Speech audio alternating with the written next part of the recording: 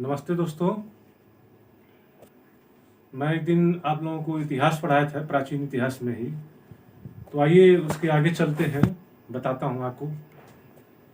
देखिए कुछ ऋग वैदिक काल की कुछ नदियाँ दिया है। जैसे ऋग वैदिक काल की नदियाँ, ऋग वैदिक काल में नदियाँ कौन कौन सी थी, उनका बोध है जो, और उनका उस समय नाम क्या था, इसके बारे में इस सवाल पूछता है आपसे कि इस नदी का नाम, पुराना नाम क्या है। ठीक, ऐसे जैसे मान लीजिए पूछता है आपको झेलम का पूरा नाम क्या है, तो बीतस्ता जानते हो आप लोग। जो हाइपोटेटिस का युद्ध चाहे बीतस्ता का युद्ध के नाम से आप लोग जानते हैं, सिकंदर और पोरस के बीच हुआ था 326 ईसा पूर्व में। तो वैसे ही क्वेश्चन पूछेगा आपसे। पुण्य विपाशा किसका नाम है, तो व्यास का नाम है, उसको भी याद रखिएगा। आस्किनी किसका नाम है, कालिंदी किसका नाम है, ये सब जानना चाहिए। आइए उसी के बारे में एडिशन करते हैं और उसके बाद आगे फिर पढ़ाएंगे। तो देखिए सर्वप्रथम क्या है, नया नाम इधर लिखा हूं और उधर पुराना नाम। तो पहले देखिए झेलम, तो झेलम का नाम क्या है, बीतस्ता। ठीक, झेलम का पुराना नाम क्या है, बीतस्ता है। वर्तमान में उसका नाम क्या है, झेलम। अब देखिए काबुल, काबुल का इस समय नाम है और पुराना नाम क्या है, कुंभा चाहे कुभा, ये कहा जाता है इसको। सिंधु को सिंध कहा जाता है नदी, और चिनाब को आस्किनी, आस्किनी चाहे आस्किनी भी कह देता है, ऐसे घबराने की जरूरत नहीं है, आस्किनी भी कहीं कह देता है, आस्कनी भी कहीं कहीं होता है इसका नाम। ठीक, इस तरह से भी। रावी परुषणी, इसको याद रखिएगा, रावी का नाम क्या है, परुषणी है। घग्गर का नाम है द्वसदती है, द्वसदती घग्गर का नाम है।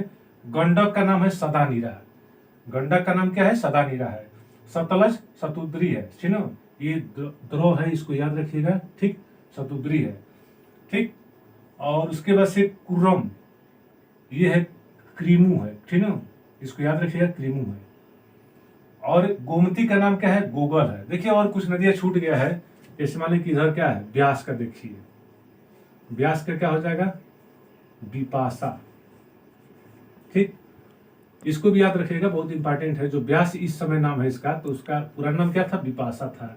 एक यमुना का भी कहीं कहीं नाम देता है, तो इसको भी जान लीजिए। यमुना का नाम क्या होगा, कालिंदी इसको बोलते हैं, कालिंदी नाम था इसका, ठीक ना।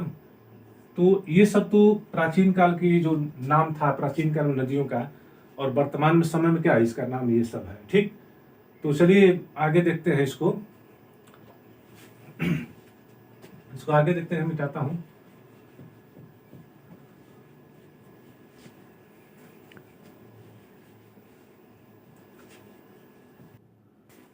देखिए अभी नदी के बारे में बताए थे, तो आगे देखिए ऋग वैदिक कालीन समाज की विशेषताएं हैं। ये चीज आपको इसके बारे में थोड़ा थोड़ा बता दे रहा हूँ। सबसे पहले देखिए, जो ऋग वैदिक काल में जो लोग रहते थे, जो समाज था उन लोगों का, वो भाषा किस भाषा का प्रयोग करते थे, तो भाषा याद करिए सर्वप्रथम कौन सी थी, तो संस्कृत थी। ठीक, इसको याद रख लीजिए। और उनका समाज कैसा था, समाज कैसा था, वो कैसा था, पितृ सतात्मक था, ठीक है, पितृ सतात्मक था, इसको याद रखिएगा। ये दोनों पूछ सकता है, इसको जानना चाहिए। ठीक, इसको भी देख लीजिए। भाषा कैसी थी, संस्कृत थी। समाज कैसा था, पितृ सतात्मक था। इसको याद आ गया, समझ में बात। देखिए एक और चीज पूछता है इसमें, इनके प्रमुख देवता कौन थे, ऋग वैदिक काल के प्रमुख देवता कौन थे, प्रमुख देवता, प्रमुख देवता, इसको याद रखिएगा। प्रमुख देवता कौन थे, इंद्र थे, इसको भी याद रखिएगा, इंद्र थे। अच्छा, उसमें पूछेगा उत्तर वैदिक में किसकी पूजा की जाती थी, उत्तर वैदिक में, इसको याद रखिएगा, उत्तर वैदिक में किसकी पूजा की जाती थी, प्रजापति की जाती थी, इसको याद रखिएगा। किसकी पूजा, प्रजापति की, इसको याद रखिएगा, पूछ सकता है, जानना चाहिए। ठीक, उसके बाद से आगे देखिए, इनका भोजन भी पूछ सकता है कि क्या क्या खाते थे लोग। भोजन में देख लीजिए थोड़ा सा, ये कैसे थे, शाकाहारी भी थे, शाकाहारी भी थे, और मांसाहारी, मांसाहारी भी थे। तो इसको समझ लीजिए थोड़ा सा एक बार। ऋग वैदिक काल के समाज की जो विशेषताएं हैं, उनकी भाषा क्या थी, तो संस्कृत थी। उनके समाज कैसा था, तो पितृ सतात्मक था। ठीक, जैसे वंश चलता था उस तरह से। प्रमुख देवता कौन थे, तो इंद्र थे। भोजन क्या करते थे, शाकाहारी और मांसाहारी दोनों का प्रयोग करते थे। और देखिए इसमें इंद्र तो इनके ऋग वैदिक काल के, लेकिन उत्तर वैदिक में किसको मारेंगे आप, याद करिएगा, प्रजापति जी थे, इसको याद रखिएगा, सवाल पूछ सकता है, जानना चाहिए।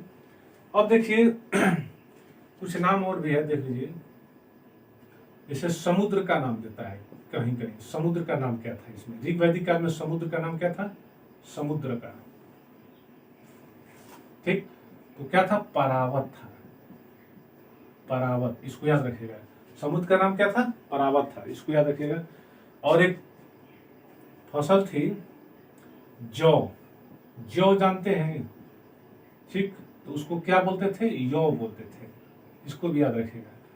तो सबसे पहले आप लोग समझिए इस चीज को, एक बार और देखते हैं। जैसे भोजन तो शाकाहारी था इन लोगों का, मांसाहारी दोनों था। समुद्र को क्या बोलते थे, परावत बोलते थे वो लोग, ठीक। और जौ जो फसल थी उन लोगों की, बोते होते थे या जो भी करते थे, कटाई उटाई कृषि का, तो उसको यौ बोलते थे। अब देखिए ऋग वैदिक काल में कुछ जैसे बोध है, किसको कितने बार बोला गया है, जैसे मान लें कि इंद्र को कितने बार बोला गया है, तो 250 बार बोला गया है। हम उसी के बारे में अभी बताने जा रहा हूं, तो देखिए इसको,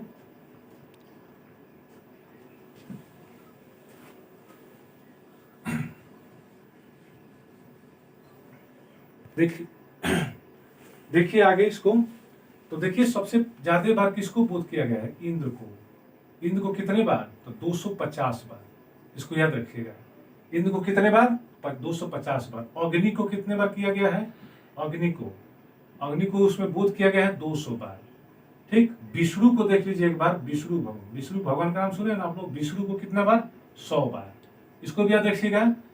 और शिव शंकर को कितने बार किया गया है, 3 बार किया गया है, इसको याद रखिएगा, भूलना नहीं चाहिए। सिंध नदी को भी देख लीजिए, सिंध नदी जो है, चाहे हिरण्यई भी नाम है उसका, हिरण्यई, ठीक है, ये भी इसका नाम है, इसको याद रखिएगा, इसी का नाम है। तो इसको कितने बार किया गया है, 55 बार, इसको याद रखिएगा, 55 बार इसका बोध हुआ है, ठीक। यमुना का 3 बार किया गया है, ठीक है, इसको जान लीजिएगा थोड़ा सा, यमुना का 3 बार। और गंगा का 1 बार बोध किया गया है, गंगा कितने बार, 1 बार गंगा का बोध किया गया है। और सबसे पवित्र नदी, एक सवाल पूछता है कि ऋग वैदिक काल में सबसे पवित्र नदी कौन सी थी, ऋग वैदिक काल में सबसे पवित्र नदी कौन सी थी, तो सरस्वती थी, इसको भी याद रखिएगा। तो सरस्वती सबसे पवित्र नदी, सबसे पवित्र नदी किस काल में, तो ऋग वैदिक काल में, इसको याद रखिएगा, ऋग वैदिक काल में, ऋग वैदिक काल में, ठीक है। सबसे पवित्र नदी ये पूछता है, तो कितने बार किया गया इसका, 50 बार उसका बोध किया गया है, इसको याद रखिएगा, ठीक। तो इसको बस इतना ही याद करिए, इसमें बहुत चीजें हैं, लेकिन ज्यादा बताने की जरूरत नहीं है, बस इतने याद कर लें तो आपका काम हो जाएगा। पेपर में देखिए जो आता है उसी को पढ़ाया जाता है, दुनिया भर का पढ़ाने से कोई फायदा नहीं है, पेपर आप लोग बस बीट करिए, ठीक। अब मिलते हैं आपको अगले क्लास में, नमस्ते।